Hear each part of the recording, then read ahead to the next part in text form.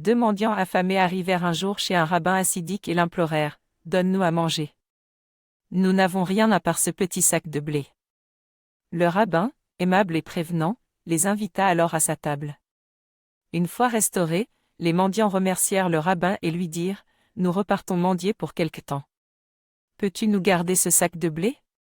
Celui-ci accompagna les 2 hommes à la porte, leur assurant qu'il en prendrait le plus grand soin. Le temps passa et le rabbin, ne voyant pas revenir les 2 mendiants, pensa, « Que vais-je faire de ce blé?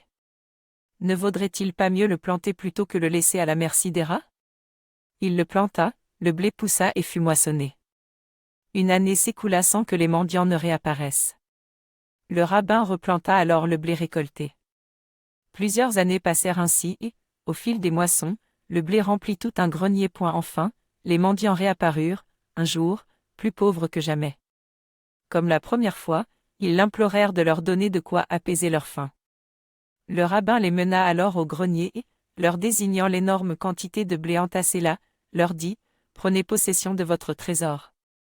Pour entrer en possession d'un tel trésor, il faut travailler, utiliser ses ressources, utiliser ce que l'on a. Si on ne fait rien avec ce que l'on a, comment le blé poussera-t-il ? Un petit sac de blé peut donner un trésor incroyable.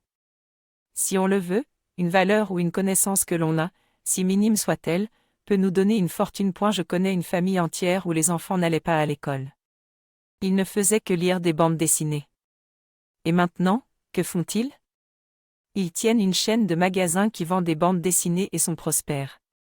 Quoique sans culture, ils vivent de ce qui les a toujours passionnés. Quelle est la petite connaissance que nous n'avons pas encore semée ?